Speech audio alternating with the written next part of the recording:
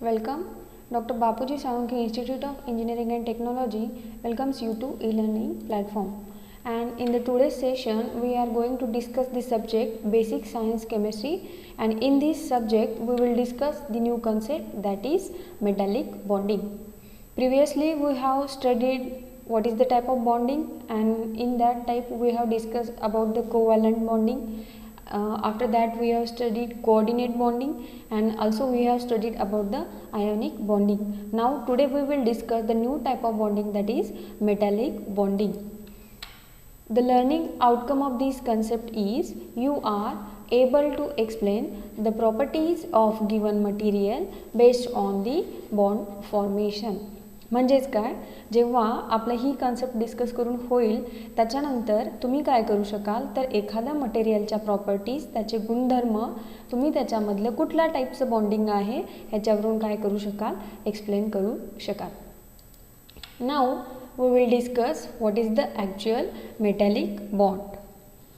The metallic bond is type of chemical bond that occurs between atoms of the metallic element. म्हणजे काय तर metallic bond हा अशा टाईपचा बॉन्ड आहे जो कुणामध्ये ऑकर होतो, म्हणजे कुणामध्ये फाइंड आउट होतो, कुणामध्ये सापडतो तर between the atoms of metallic elements. म्हणजे जे मेटल्स आहेत, मेटलचे जे एलिमेंट्स आहेत. आता फॉर एक्झाम्पल मेटल म्हणजेच काय, आपण त्याला धातू म्हणतो. आपण मेटल्स एक्झाम्पल बघू शकतो, जसं की आपण ॲल्युमिनियम आहे, ॲल्युमिनियम असेल, किंवा आपण डेली लाईफमध्ये वापरतो आयर्न आहे, लोखंड आहे, हे सगळे मेटल्स आहेत. तर या मेटलमध्ये जो बॉन्ड सापडतो तो कुठला बॉन्ड असतो, मेटॅलिक बॉन्ड. आता आपण कॉपर वायरसुद्धा बघतो बघा, ते कॉपरसुद्धा मेटलच आहे.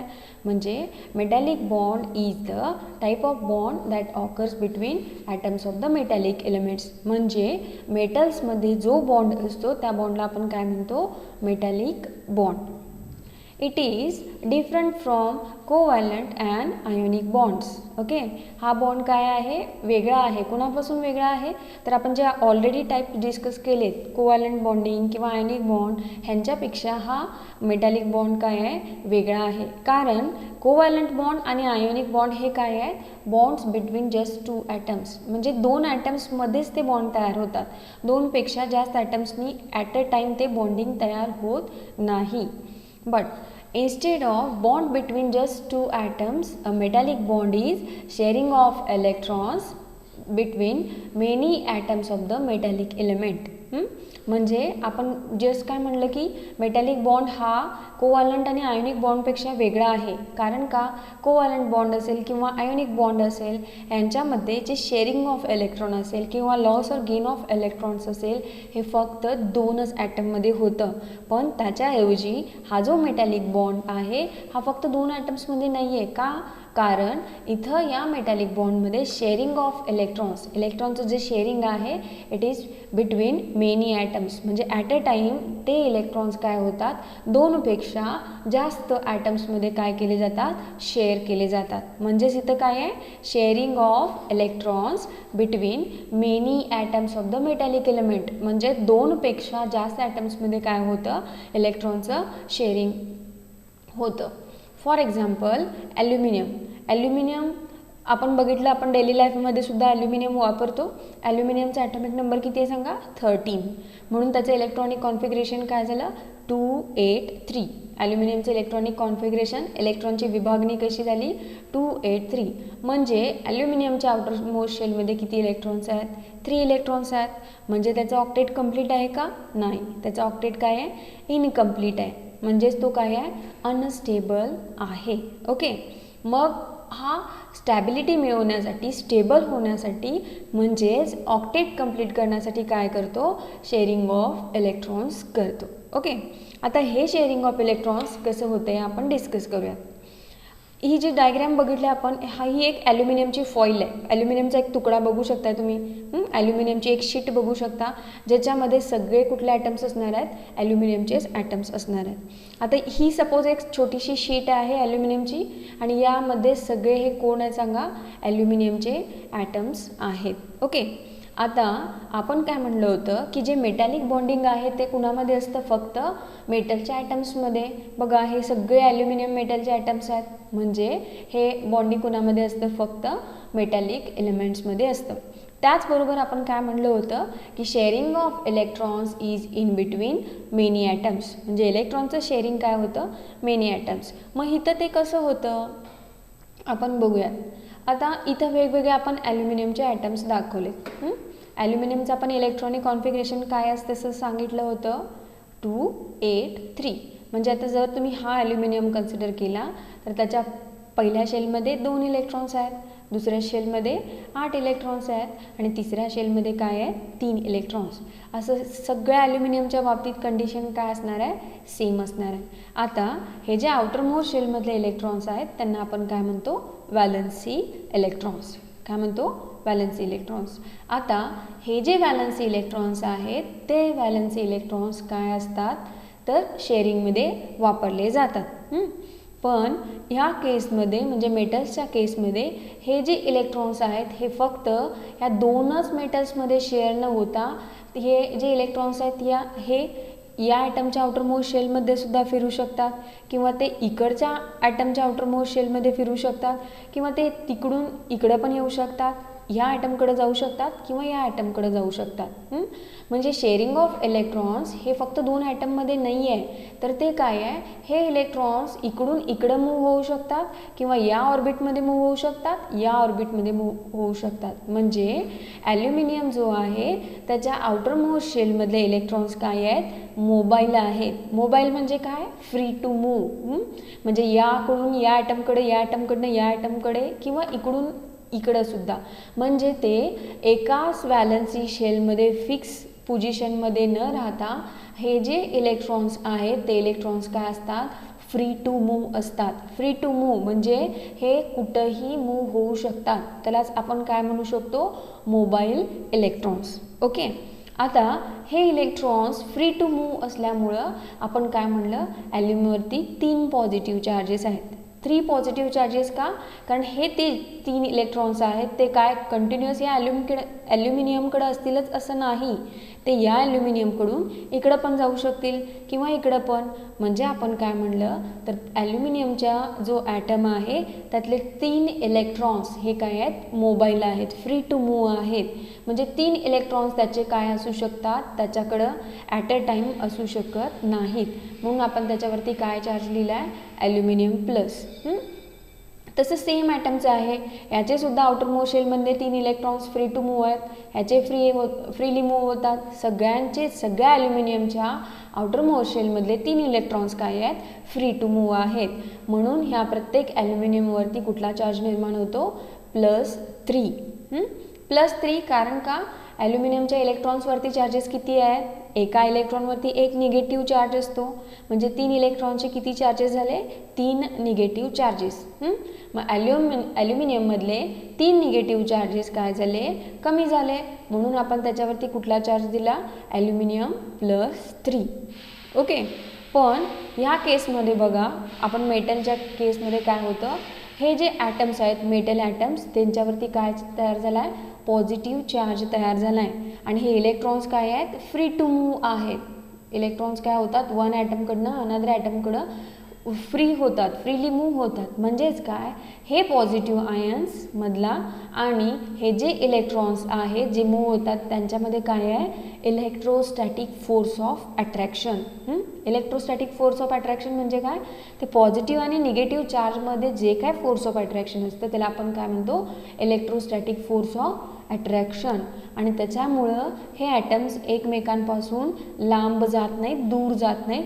कारण का, त्यांच्यामध्ये काय आहेत, हे फ्री इलेक्ट्रॉन्स आहेत. म्हणजे या 2 ॲटम्सना किंवा या 2 ॲटम्सना किंवा ह्या 2 ॲटम्सना एकत्रित बांधून कोण ठेवलं आहे, तर त्या मोबाईल इलेक्ट्रॉन्सना. म्हणजेच शेअरिंग ऑफ इलेक्ट्रॉन्स फक्त 2 ॲटम्स पुरतंच मर्यादित नाही, तर ते काय होतं, नंबर ऑफ ॲटम्समध्ये शेअरिंग होतं. म्हणूनच आपण काय म्हणलं की मेटॅलिक बॉन्ड हा कोव्हॅलंट बॉन्ड आणि आयोनिक बॉन्डपेक्षा काय आहे, वेगळा आहे. बघा, metallic bond is the type of bond that rises from electrostatic force of attraction between mobile electrons in the form of electron cloud or delocalized electrons and positively charged metal ions, that is kernels. म्हणजेच आपण मगाशी discuss केलं बघा, किंवा आपण या डायग्राममध्ये सुद्धा बघू शकतो, ॲल्युमिनियमचे जे बाहेरचे 3 इलेक्ट्रॉन्स असतात ते काय असतात, फ्री टू मूव्ह. ओके, म्हणजे ते कसेही फ्रीली मूव्ह होऊ शकतात. तेच आपण इथे दाखवले बघा. हा ॲल्युमिनियम हे सगळे ॲल्युमिनियम आहेत आणि त्यांचे आउटर मोस्ट शेलमध्ये इलेक्ट्रॉन्स काय दाखवलेत बघा, हे असे फ्रीली मूव्ह होत आहेत. म्हणजे ते फक्त ह्याच्याकडेच न राहता ते इकडं पण जाऊ शकतात, इकडे पण जाऊ शकतात, ह्या ॲटमकडे जाऊ शकतात किंवा इकडं पण जाऊ शकतात. आता हे जे 3 इलेक्ट्रॉन्स फ्री असल्यामुळं ॲल्युमिनियमवरती कुठला चार्ज निर्माण होतात, आपण मगाशीच बघितलं, ॲल्युमिनियमवरती प्लस चार्ज तयार होतो. म्हणजे त्याला आपण काय म्हणतो, positively charge metal ion, that is kernel. आपण त्याला काय म्हणायचं आहे, केर्नल. आता हे जे पॉझिटिव्हली चार्ज मेटल आयन्स आहेत त्यांच्यामध्ये कोण आहे सांगा, निगेटिव्हली चार्ज इलेक्ट्रॉन्स. म्हणजेच त्यांना आपण काय म्हणलंय, डिलोकलाइज्ड इलेक्ट्रॉन्स. काय म्हणू शकतो आपण त्यांना, डिलोकलाइज्ड इलेक्ट्रॉन्स. डिलोकलाइज्ड म्हणजे ज्यांची लोकेशन, जागा काय नाही आहे, फिक्स नाही आहे, त्यांना आपण काय म्हणलं, डिलोकलाइज्ड इलेक्ट्रॉन्स. ओके, मग या डिलोकलाइज्ड इलेक्ट्रॉन्स आणि हे पॉझिटिव्ह केर्नल, हे पॉझिटिव्ह निगेटिव्हमध्ये कुठलं येणार, इलेक्ट्रोस्टॅटिक फोर्स ऑफ अट्रॅक्शन. म्हणूनच आपण काय म्हणलं, मेटॅलिक बॉन्डिंग हे कशामुळं निर्माण होतं, तर या केर्नल आणि हे जे मोबाईल इलेक्ट्रॉन्स आहेत यांच्यामधल्या इलेक्ट्रोस्टॅटिक फोर्स ऑफ अट्रॅक्शन. आपण म्हणतो अपोजिट चार्जेसमध्ये अट्रॅक्शन असतं. म्हणजे इथं हा पॉझिटिव्ह केर्नल आणि इलेक्ट्रॉनमध्ये काय असणार आहे, इलेक्ट्रोस्टॅटिक फोर्स ऑफ अट्रॅक्शन, आणि त्यांच्यामुळे इथं काय होणार आहे, मेटॅलिक बॉन्डिंग होणार आहे. The valency electrons belong to crystal as a whole. म्हणजे काय, तर आता आपण मगाच्या स्ट्रक्चरमध्ये बघितलं बघा इथं, किंवा या केसमध्ये बघू शकता आपण, तर हे जे इलेक्ट्रॉन्स आहेत इथले आउटर मोस्ट शेलमधले, हे काय नाही आहे, फिक्स ह्या एकाच ॲटमकडे नाही आहेत, तर ते काय आहे, पूर्ण सगळ्या ॲटम्समध्ये फिरू शकतात. म्हणून त्यांना काय म्हणलं आहे की व्हॅलन्सी इलेक्ट्रॉन्स हा एकाच ॲटमला बिलॉंग करत नाही. म्हणजे तो एकाच ॲटमच्याकडं राहणार नाही आहे, तर तो काय असणार आहे, ह्या सगळ्या क्रिस्टलचा, ह्या सगळ्या मेटलचा काय असणार आहे, पार्ट असणार आहे.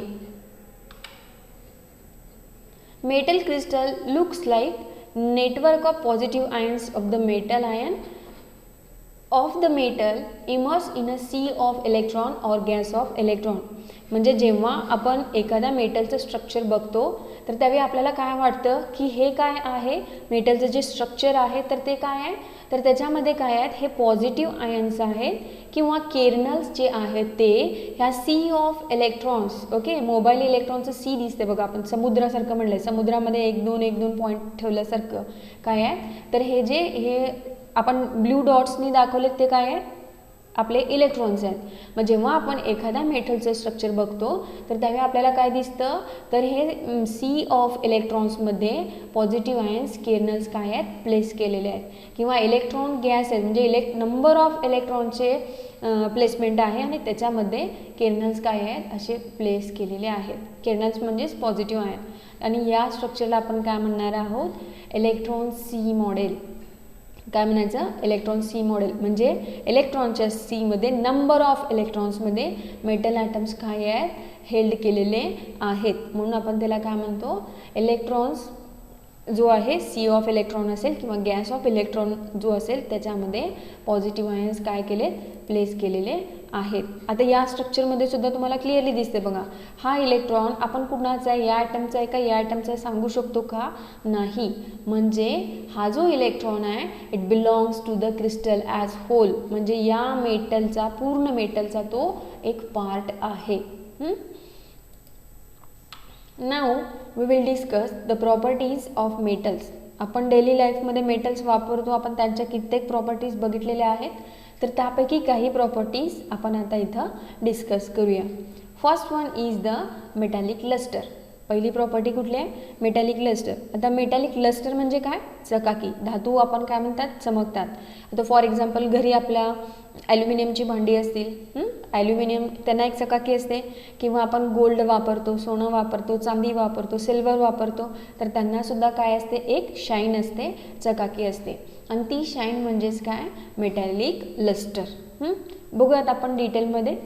The bright lustre of metal is due to presence of delocalised electrons. म्हणजे मेटलला चकाकी असते, चमक असते, कशामुळे असते? त्याच्यामध्ये प्रेझेंट असलेल्या डिलोकलाइज्ड इलेक्ट्रॉन्स. डिलोकलाइज्ड इलेक्ट्रॉन्स म्हणजेच कुठले? त्यांच्या आउटर मोस्ट शेलमधले इलेक्ट्रॉन्स जे काय असतात? फ्री टू मूव्ह असतात. तर हे असं का असतं? तर delocalised electrons which absorbs the photons of light when light falls on the surface of metal. म्हणजे डिलोकलाइज्ड इलेक्ट्रॉन्स काय करत असतात? जेव्हा लाईट रेडिएशन, सूर्यकिरण जेव्हा एखाद्या मेटलच्या सरफेसवरती पडतात त्यावेळी ते इलेक्ट्रॉन्स जे आहेत डिलोकलाइज्ड इलेक्ट्रॉन्स ते काय करतात? ती लाईट रेडिएशन काय करतात? ॲब्सॉर्ब करतात, शोषून घेतात. म्हणजेच काय? मोबाईल इलेक्ट्रॉन्स सूर्यकिरण काय करतात? शोषून घेतात, ॲब्सॉर्ब करतात. These electrons get promoted to higher energy level and readily return from the higher energy level to lower energy level with releasing energy in the form of visible light. म्हणजे काय? आपण पहिल्यांदा काय म्हणलं की इलेक्ट्रॉन्स काय करतात? एनर्जी ॲब्सॉर्ब करतात, लाईट रेडिएशन ॲब्सॉर्ब करतात, सूर्यकिरण ॲब्सॉर्ब करतात. म्हणजे जेव्हा एखादा इलेक्ट्रॉन त्याची एनर्जी ॲब्सॉर्ब करून घेतो, सूर्यकिरण ॲब्सॉर्ब करतो, त्यावेळी त्याची एनर्जी काय होते? वाढते. म्हणजेच it get promoted to the higher energy level. म्हणजे त्याची जी एनर्जीची क्षमता होती, पहिल्यांदा त्याची एनर्जी कमी होती, आता त्यानं काय केलं? लाईट रेडिएशन ॲब्सॉर्ब केलं, म्हणजे त्याची एनर्जी काय झाली? वाढली. म्हणजे तो लोअर एनर्जीपासून कुठे गेला? हायर एनर्जी लेवलला गेला. And readily returns from the higher energy level to lower energy level. आणि लगेच पटकन तो हायर एनर्जीमधनं कुठे येतो? लोअर एनर्जीला येतो. पण जेव्हा तो हायर एनर्जीमधनं लोअर एनर्जीला येत असतो त्यावेळी तो काय करतो? त्यानं जे काय लाईट रेडिएशन ॲब्सॉर्ब केले तो त्यांना काय करतो? रिलीज करतो. ते लाईट रेडिएशन तो बाहेर टाकतो. म्हणजेच इथं काय म्हणले बघा? With releasing energy in the form of visible light. म्हणजे लाईटच्या फॉर्ममध्ये तो एनर्जी काय करतो? बाहेर टाकतो. आणि व्हिजिबल लाईट म्हणजेच काय? आपल्याला असं वाटतं की त्या मेटलमधनं काय होतं? लाईट रेडिएशन बाहेर पडतंय. म्हणजेच तो मेटल आपल्याला काय दिसतो? शायनी दिसतो, चमकणारा दिसतो. Light appears to be reflected from the surface of metal giving shining appearance which is known as metallic luster. म्हणजे जेव्हा तो इलेक्ट्रॉन खाली येतो त्याच्याकडनं काय होतं? एनर्जी बाहेर पडते आणि आपल्याला काय वाटतं की ती energy reflected from the surface of metal. म्हणजे ती एनर्जी कुणाकडनं बाहेर पडते असं वाटतं आपल्याला? त्या मेटलच्या सरफेसकडनंच. आणि एनर्जी बाहेर पडल्यामुळं आपल्याला तो मेटल कसा दिसतो? शायनी दिसतो, चमक दिसतो. आणि त्यालाच आपण काय म्हणतो? Metallic luster. आता हेच आपण एक डायग्रामच्या सहाय्यानं बघू शकतो. जेव्हा नॉर्मल कंडिशनला मेटल असतो त्यावेळी हे त्याची ग्राउंड स्टेट, म्हणजे सगळे इलेक्ट्रॉन्स इथं आहेत, त्यांची एनर्जी काय आहे? कमी आहे. जेव्हा एखादा लाईट रेडिएशन याच्यावरती फॉल होतं, लाईट पडते, त्यावेळी इलेक्ट्रॉन्स काय करतात? या स्टेटमधले एनर्जी ॲब्सॉर्ब करतात, शोषून घेतात. मग त्यांची एनर्जी वाढल्यामुळं ते काय करतात? लोअरपासून, ग्राउंड स्टेटपासून हायरला जातो. एनर्जी ॲब्सॉर्ब केली, एनर्जी वाढली, म्हणजे इथलेपेक्षा त्याची एनर्जी वाढणार आहे. म्हणजे तो वरच्या स्टेटला जाईल किंवा या स्टेटला जाईल किंवा या स्टेटला जाईल. त्याला आपण काय म्हणतो? Excited state. मेटलवरती जेव्हा लाईट रेडिएशन फॉल होतं त्यावेळी त्याच्यामधले इलेक्ट्रॉन्स काय करतात? एनर्जी ॲब्सॉर्ब करतात आणि हायर स्टेटला जातात. पण जेव्हा तो इलेक्ट्रॉन या हायर स्टेटमधून ग्राउंड स्टेटला येतो, म्हणजे वरच्या लेवलवरून जेव्हा खाली यायला पाहिजे त्यावेळी त्याला त्याची एनर्जी काय करायला पाहिजे? कमी करायला पाहिजे. म्हणजे इथं जी एनर्जी आहे त्या एनर्जीशी मॅच करायला पाहिजे. म्हणून त्यावेळी तो काय करतो? या हायर एनर्जीपासून लोअर एनर्जीला येताना त्यानं जे काही लाईट रेडिएशन ॲब्सॉर्ब केलं आहे, जी काही सूर्यकिरणं त्यानं शोषून घेतले ती त्याला काय करायला पाहिजेत? बाहेर टाकायला पाहिजेत. म्हणजेच तो काय करतो? From higher level to lower लेवलला येत असताना ती जी लाईट रेडिएशन आहे, एनर्जी त्याने ॲब्सॉर्ब केलेली ती काय करतो? बाहेर टाकतो. त्यालाच काय म्हणलं आपण? इमिशन. एनर्जी काय करतो? बाहेर टाकतो. मग त्यावेळी आपल्याला काय दिसतं की ही लाईट एनर्जी बाहेर पडते, म्हणजेच त्या मेटलच्या सरफेसमधून आपल्याला रेडिएशन आलेले दिसतात. कळालं का? आणि म्हणूनच आपण काय म्हणतो, मेटल काय असतो, चकाकी असतो, किंवा मेटलला काय असते, लस्टर असते. आता तुम्ही इथं सुद्धा बघू शकताय, याच्यामध्ये सुद्धा जो मेटलचा पीस आहे त्याला एक प्रकारची शाईन आहे बघा. का शाईन आहे याला? कारण का याच्यामध्ये काय आहे, डिलोकलाइज्ड इलेक्ट्रॉन्स आहे आणि ते लाईट रेडिएशन ॲब्सॉर्ब करतात आणि परत काय करतात, इमिट करतात. म्हणजे सूर्यकिरणं शोषून घेतात आणि थोड्या वेळाने परत त्यांना बाहेर टाकतात. त्यामुळे आपल्याला काय दिसतं की मेटलला काय आहे, चकाकी आहे. That is the metallic lustre. म्हणजे मेटॅलिक लस्टर हे कशामुळं आहे, due to presence of delocalised electrons. मेटलमध्ये जे डिलोकलाइज्ड इलेक्ट्रॉन्स आहेत किंवा फ्री इलेक्ट्रॉन्स आहेत त्यांच्यामुळे त्याची कुठली प्रॉपर्टी आहे, metallic luster. Now we will discuss electrical conductivity. Electrical conductivity म्हणजे काय, तर मेटलमधनं वीज वाहतो, करंट फ्लो होतो. तर त्या प्रॉपर्टीबद्दल आता आपण डिस्कस करूयात. When a potential difference is applied across the metal sheet, the free mobile electrons in the metallic crystal start moving towards the positive electrode. म्हणजे जेव्हा आपण एखाद्या मेटलच्या अक्रॉस पोटेन्शियल डिफरन्स क्रिएट करतो किंवा एखादी बॅटरी वगैरे आपण अटॅच करतो, त्यावेळी मेटलमध्ये जे काही मोबाईल इलेक्ट्रॉन्स आहेत, मोबाईल इलेक्ट्रॉनवरती चार्ज कुठला असतो, निगेटिव्ह चार्ज. मग जेव्हा आपण पोटेन्शियल डिफरन्स अप्लाय करतो त्या मेटल शीटच्या अक्रॉस, त्यातले जे पोटेन्शियल डिफरन्स म्हणजे काय, तर पॉझिटिव्ह निगेटिव्ह पोल. आता आपण बॅटरी कन्सिडर केली, बॅटरीला 2 पोल्स असतात, कुठलं असतं, पॉझिटिव्ह एक आणि निगेटिव्ह एक. म्हणजे जेव्हा आपण एखाद्या मेटल शीटला अशा पॉझिटिव्ह आणि निगेटिव्ह पोलला कनेक्ट करतो त्यावेळी काय होतं, mobile electrons in the crystal, metallic crystal start moving towards the positive pole. ह्या इलेक्ट्रॉनवरती निगेटिव्ह चार्ज असतो म्हणून हे इलेक्ट्रॉन्स कुठं मूव्ह होतात, positive इलेक्ट्रोडकडं. The electrons from negative electrode simultaneously replace these electrons. म्हणजे आपल्या मेटलच्या क्रिस्टलमधले इलेक्ट्रॉन्स कुठे गेले, पॉझिटिव्ह पोलकडे गेले. म्हणजे त्यांची जागा काय झाली, रिकामी झाली. पण ती रिकामी जागा कुणामुळे भरून काढली जाते, electrons coming from negative electrode. म्हणजे निगेटिव्ह इलेक्ट्रोडकडनं जे इलेक्ट्रॉन्स येणार आहेत ते त्यांची जागा काय करतात, रिप्लेस करतात. Thus, in metallic sheet there is continuous flow of electron from negative to positive electrodes which results in the electric conductivity. म्हणजे काय होतं, तर मेटॅलिक शीटमध्ये इलेक्ट्रॉनचं कंटिन्युअस फ्लो चालू होतो, from negative to positive electrode. म्हणजे निगेटिव्ह पोलकडनं पॉझिटिव्ह पोलकडं इलेक्ट्रॉनचं फ्लो चालू होतं, मूवमेंट चालू होतं. आणि इलेक्ट्रिक करंट म्हणजे काय आहे, तर फ्लो ऑफ इलेक्ट्रॉन्स. म्हणजेच काय, त्या मेटलमधनं काय होतो, करंट पास होतो. आता हेच आपण एका डायग्रामच्या मदतीनं डिस्कस करूयात.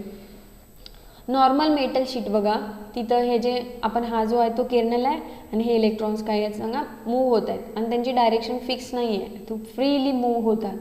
पण जेव्हा आपण काय करतो, एखाद्या मेटल शीटला पोटेन्शियल डिफरन्स अप्लाय करतो किंवा बॅटरी आपण कनेक्ट करतो, तर इथं बघा, ज्यावेळी आपण बॅटरी कनेक्ट करतो त्यावेळी मेटलच्या एका शीटला आपण negative pole of battery connect केलेला असणार आहे आणि दुसऱ्या एंड कुणाला कनेक्ट केलेलं असणार आहे, positive pole of battery. Okay. आता या मेटलमध्ये जे काही इलेक्ट्रॉन्स आहेत ते इलेक्ट्रॉन्सवरती निगेटिव्ह चार्ज असल्यामुळे ते कुणाकडे मूव्ह झाले, पॉझिटिव्ह एंडकडं. म्हणजे या मेटलमधले सगळे फ्री इलेक्ट्रॉन्स कुणाकडे मूव्ह होत आहेत, पॉझिटिव्ह टर्मिनल ऑफ बॅटरीच्या पॉझिटिव्हकडं. ओके. म्हणजे आता या इलेक्ट्रॉनची जागा काय होणार आहे सांगा, रिकामी होणार आहे. पण ॲट अ टाईम आपण ती शीट कुणाला कनेक्ट केली आहे, निगेटिव्ह पोल ऑफ बॅटरी. आणि बॅटरीच्या निगेटिव्ह पोलकडनं बॅटरी काय करत असते, आपल्याला इलेक्ट्रॉन्स सप्लाय करत असते. म्हणजे बॅटरीकडून या मेटलकडे इलेक्ट्रॉन जाणार आणि मेटलमध्ये इलेक्ट्रॉन कुणाकडे जाणार, पॉझिटिव्ह टर्मिनलकडं. म्हणजे इथं एक कंटिन्युअस फ्लो ऑफ इलेक्ट्रॉन्स तयार झाला आहे बघा, from negative pole to metal to positive pole. Okay.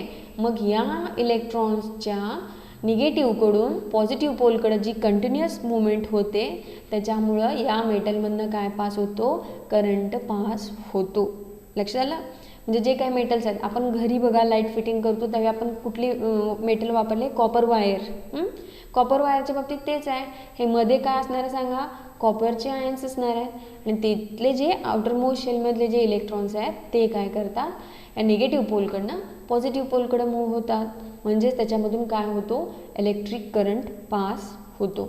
म्हणजे electric conductivity of metals is due to presence of mobile electrons or flow mobile electrons. Now we will discuss the thermal conductivity. आपण discuss करूया thermal conductivity. Thermal म्हणजे काय? Heat, उष्णता. म्हणजे मेटलमधनं काय pass होतं सांगा? उष्णता ऊर्जासुद्धा पास होते. आता आपण डेली लाईफमध्ये सुद्धा बघतो बघा, एखाद्या मेटलचे एक एंड गरम आपण तापवत असेल तर थोड्या वेळाने मेटलचं दुसरं एंडसुद्धा काय होतं? गरम होतं. त्याला काय म्हणायचं? Thermal conductivity. म्हणजे मेटलमधनं हीटसुद्धा पास होते. ते आता कसं पास होते आपण डिस्कस करूया. When a part of metal is heated, the kinetic energy of electrons in the region increases. म्हणजे काय? When a part of metal is heated, आपण मेटलचा एक पोर्शन हीट करत असेल तर kinetic energy of the electrons in that region increases. म्हणजे त्या रिजनमधले जे इलेक्ट्रॉन्स आहेत त्यांची कायनेटिक एनर्जी, वेलॉसिटी, त्यांचा स्पीड काय होतो? वाढतो. म्हणजे आता ही तुम्हाला दिसतोय हा एक रॉड आहे. या रॉडमध्ये आपण एका साईडला हीटिंग चालू केले. हीट म्हणजेच काय? उष्णता ऊर्जा. म्हणजे आपण या ज्यावेळी रिजनला हीट करतो त्यावेळी इथले जे इलेक्ट्रॉन्स आहेत त्यांची एनर्जी काय होणार आहे? स्पीड काय होणार आहे? वाढणार आहे. कारण का त्यांचं स्पीड का वाढलं? कारण त्यांची एनर्जी वाढली. आणि एनर्जी कशामुळे वाढली? ह्या हीटमुळं. आपण त्यांना उष्णता दिली, तापवली, म्हणजेच त्यांची एनर्जी काय झाली? वाढली. आणि त्याच्यामुळे त्यांचा स्पीडसुद्धा काय झाला? वाढला.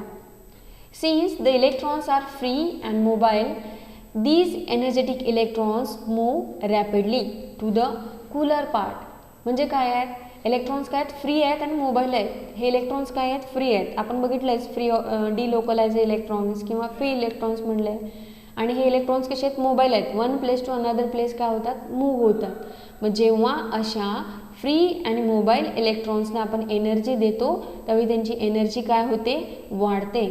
आणि एनर्जी वाढल्यामुळं त्यांचा स्पीडसुद्धा काय होतो? वाढतो.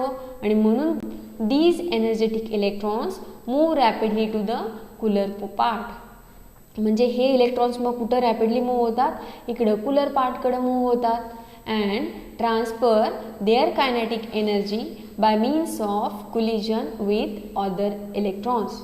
म्हणजे आपण एखाद्या मेटलच्या एंडला तापवल्यानंतर तिथल्या इलेक्ट्रॉनची एनर्जी काय होते? वाढते. आणि हे इलेक्ट्रॉन्स काय करतात? मग कूलर पोर्शनकडं मूव्ह होतात. कारण ते काय आहेत? मोबाईल आहेत. पण हे इलेक्ट्रॉन जेव्हा इकडं मूव्ह होत असतात त्यावेळी काय होतात? ते दुसऱ्या इलेक्ट्रॉनबरोबर काय होतात? कोलाईड होतात. त्यांचं तिथं काय होतं? कोलिजन. म्हणजे या इलेक्ट्रॉनमुळं इकडच्या कूलर पोर्शनमधल्या इलेक्ट्रॉनना काय मिळतो? धक्का मिळतो. म्हणजेच हे जेव्हा कोलिजन होत असतं त्यावेळी यातली एनर्जी, या इलेक्ट्रॉनची एनर्जी कुणाला ट्रान्सफर होते? इकडच्या इलेक्ट्रॉन्सना. म्हणजे हॉट रिजनमधल्या इलेक्ट्रॉनची एनर्जी ही कोल्ड रिजनमधल्या इलेक्ट्रॉनला मिळते. आणि मग याचीसुद्धा एनर्जी काय होणार आहे? वाढणार आहे. म्हणजे ह्याचीसुद्धा एनर्जी वाढल्यामुळं तोसुद्धा काय होणार आहे? गरम होणार आहे. ओके. आता आपण डेली लाईफमधले एखादं एक्झाम्पल घेऊया. सपोज एखादी व्हेकल स्टेडी पोझिशन, म्हणजे गाडी थांबवलेली आहे रस्त्यावरती, स्टेडी पोझिशन, तिची पण काहीतरी एनर्जी असणार आहे. ती गाडी थांबलेली आहे. आता पाठीमागून जर एखाद्या गाडीनं त्या थांबलेल्या गाडीला धक्का दिला, पाठीमागनं एखादी जोराची गाडी येते, तिचं स्पीड जास्त आहे, अशा गाडीनं त्या समोरच्या गाडीला जर धक्का दिला तर काय होणार आहे? ती गाडी स्टेबलच राहणार आहे का? बघा, विचार करा. तर ती गाडी स्टेबल राहणार नाही. कारण का? पाठीमागून येणाऱ्या गाडीनं धक्का दिल्यामुळं ती गाडी थोडीशी का होणार? पुढं जाणार आहे. तिचीसुद्धा मुवमेंट होणार आहे. मग तिची मुवमेंट का झाली? तर पाठीमागून येणाऱ्या गाडीची एनर्जी त्या थांबलेल्या गाडीला मिळाली. म्हणजेच काय? इथं एनर्जी ट्रान्सफर झाली. तसंच सेम आहे जेव्हा आपण वन पोर्शनला हीट करतो त्यावेळी इथले इलेक्ट्रॉनचं स्पीड किंवा एनर्जी काय होते? वाढते. आणि ही एनर्जी ते कोणाला ट्रान्सफर करतात? तर इकडच्या कूलर पोर्शनमधल्या इलेक्ट्रॉन्सना बाय मीन्स ऑफ कोलिजन. म्हणजे हे जेव्हा इकडच्या इलेक्ट्रॉन्सना थडकतील त्यावेळी त्यांची एनर्जीसुद्धा काय होणार आहे? वाढणार आहे. म्हणजे या इलेक्ट्रॉनची एनर्जी इकडच्या इलेक्ट्रॉनला ट्रान्सफर झाली. म्हणजेच काय? हीट इकडून इकडं ट्रान्सफर झाली. Therefore, heat travels from hotter to cooler portion of the metal. म्हणजेच काय? हीट काय होते? हॉट पोर्शनकडून कूल पोर्शनकडं ट्रान्सफर होतेच. म्हणजेच काय आहे, metals are good conductor of heat. Metal काय होते, मेटलमधनं हीट पास होते किंवा गुड कंडक्टर ऑफ हीट ते आहेत. Now we will discuss the next property, high tensile strength. Tensile strength म्हणजे काय, आपण हे बघतो मेटल काय करू शकतात, लोड कॅरी करू शकतात. लोड कॅरी करू शकतात, त्यालाच आपण काय म्हणतो, tensile strength. Metal can resist stretching without breaking. म्हणजे मेटलला आपण काय करू शकतो, स्ट्रेच करू शकतो, ताणू शकतो आणि ते ब्रेक होत नाही. मग हे कशामुळे होतं, it is due to a strong electrostatic force of attraction between positively charge kernels and mobile electron surrounding them in the region for tensile strength. म्हणजे काय, आपण मेटल लोड कॅरी करू शकतो. म्हणजे आपण लोड कॅरी करण्यासाठी आपण रोप्स, बघा दोर वापरतो, मेटलचे रोप्स. तर त्या रोप लगेच तुटतो का, नाही, कारण त्याच्याकडे काय आहे सांगा, तर लोड कॅरी करण्याची क्षमता आहे. म्हणजेच काय आहे, टेन्साईल स्ट्रेंथ. मग ही टेन्साईल स्ट्रेंथ त्यांच्याकडे कशामुळं आहे, due to electrostatic force of attraction. म्हणजे जे पॉझिटिव्हली चार्ज केर्नल असतील आणि मोबाईल इलेक्ट्रॉन्स असतील यांच्यामधलं जो काय इलेक्ट्रोस्टॅटिक फोर्स ऑफ अट्रॅक्शन आहे त्यांच्यामुळं मेटल काय करू शकतो, लोड कॅरी करू शकतो. The next property is malleability and ductility. Malleability म्हणजे काय, मेटलपासून आपण थिन शीट्स तयार करतो, पत्रे तयार करू शकतो. आणि डक्टिलिटी म्हणजे काय, मेटलपासून आपण वायर्स तयार करू शकतो. बघा, metals can be beaten into sheets. म्हणजे मेटलपासून आपण, बिटन म्हणजे मेटलवरती आपण आघात करून त्याच्यावरती मारून काय करू शकतो, त्याच्यापासून पत्रा तयार करू शकतो. और ड्रॉन इन टू वायर्स, मेटलला ओढून स्ट्रेच करून आपण त्याच्यापासून काय तयार करू शकतो, वायर्स. आता आपण एक्झाम्पल पण बघू शकतो. आपण घरावरती रूफ जे वापरतो, घरावरती रूफ वापरण्यासाठी आपण शीट्स वापरतो. आयर्नच्या शीट, लोखंडाचे पत्रे असतील किंवा ॲल्युमिनियमचे पत्रे आपण वापरतो, किंवा वायर्स आपण बघितलं, आता कॉपर वायर असेल किंवा रोप्स असतील, हे काय कशापासून बनलेले असतात, तर मेटलपासून. तर या ज्या प्रॉपर्टीज आहेत, मेटलपासून आपण शीट तयार करतो त्याला काय म्हणायचं, मॅलिएबिलिटी. आणि मेटलपासून आपण वायर तयार करू शकतो त्याला काय म्हणायचं, ductility. This is possible when stress is applied on the metal. The position of adjacent layers of metallic kernels is altered without destroying the crystal. म्हणजे हे कशामुळे शक्य आहे, जेव्हा आपण एखाद्या मेटलवरती बंबार्डिंग करत असतो, त्याला मारत असतो हॅमर. आता आपल्याला मेटलपासून पत्रा तयार करायचा आहे, शीट तयार करायची आहे, म्हणजे आपल्याला त्याला हॅमरिंग करायला पाहिजे, हॅमरच्या हातोड्याच्या साहाय्यानं बडवायला पाहिजे. मग हे बडवत असताना किंवा वायर तयार करण्यासाठी आपल्याला त्याला ओढायला पाहिजे. हे करत असताना काय होत नाही, तिथलं ओरिजिनल स्ट्रक्चर काय होत नाही, डिस्ट्रॉय होत नाही. आता कसं डिस्ट्रॉय होत नाही आपण डायग्रॅमॅटिकली बघू शकतो. बघा, आता हा सपोज मेटलचा पीस आहे आणि त्याच्यामध्ये आपण ही अरेंजमेंट दाखवले. हे मेटल्स आहेत आणि ह्यांना एकत्रित बांधून कुणी ठेवलं आहे, इलेक्ट्रॉन्सनी. आपण या मेटलचं वायरमध्ये कन्व्हर्जन करताना आपल्याला काय करायला पाहिजे, या मेटलला ओढायला पाहिजे, स्ट्रेच करायला पाहिजे. मग हे आपण ज्यावेळी स्ट्रेचिंग करत असतो त्यावेळी हा वरचा लेयर आहे तो फक्त काय होतो, स्लाईडला शिफ्ट होतो. कळालं का? पण यांच्यामध्ये ब्रेकिंग काय झालं का, नाही. म्हणजे काय, मोबाईल इलेक्ट्रॉन्स असतील आणि केर्नल्स जे असतील यांचे लेयर्स काय होतात, फक्त शिफ्ट होतात. इथून फक्त तो काय झाला, इकडे शिफ्ट झाला. ओके, म्हणजे मेटलपासून आपण शीट्स तयार करू शकतो, बडवू शकतो मेटलला, त्याच्यापासून पत्रा तयार करू शकतो किंवा त्याच्यापासून आपण वायर तयार करू शकतो. हे कशामुळे पॉसिबल आहे, ड्यू टू मोबाईल इलेक्ट्रॉन्स. बघा, आता आपण लाकूड असेल, लाकडाला बडवलं तर लाकडापासून शीट तयार होते का, नाही. लाकूड काय होतं, ब्रेक होतं, तुटतं. कारण त्यांच्यामध्ये असं काही इलेक्ट्रॉन्स आणि पॉझिटिव्ह केर्नलमधलं अट्रॅक्शन नाही आहे. पण इथं काय आहे, हे जे लेयर आहेत ते लेयर काय होऊ शकतात, मूव्ह होऊ शकतात. आणि हा लेअरसुद्धा का मूव्ह होऊ शकतो, कारण इथं जे इलेक्ट्रॉन्स असतात ते काय आहेत, मोबाईल आहेत. आणि त्यांच्यामुळं हे लेयर्स शिफ्ट होऊ शकतात, इकडे शिफ्ट होऊ शकेल किंवा इकडे पण शिफ्ट होऊ शकेल. आणि त्यांच्यामुळं मेटल काय करतो, प्रॉपर्टीज दाखवतो, जसं की मॅलिएबिलिटी अँड डक्टिलिटी. आपण मराठीमध्ये त्याला तन्यता, वर्धनीयता असं वगैरे म्हणतो. Okay, now in this today's session we have discussed what is mean by metallic bond, then we have discussed how it is formed. म्हणजे मेटॅलिक बॉन्ड कसा तयार होतो. आणि त्याच्यानंतर आपण काय डिस्कस केलं, तर मेटलच्या प्रॉपर्टीज. आणि त्यांच्यामध्ये आपण काय काय डिस्कस केलं, मेटलच्या प्रॉपर्टीज. बघा, कुठल्या प्रॉपर्टीज डिस्कस केल्या, electric conductivity, thermal conductivity, tensile strength, malleability, ductility, and most important is the metallic luster. Thank you.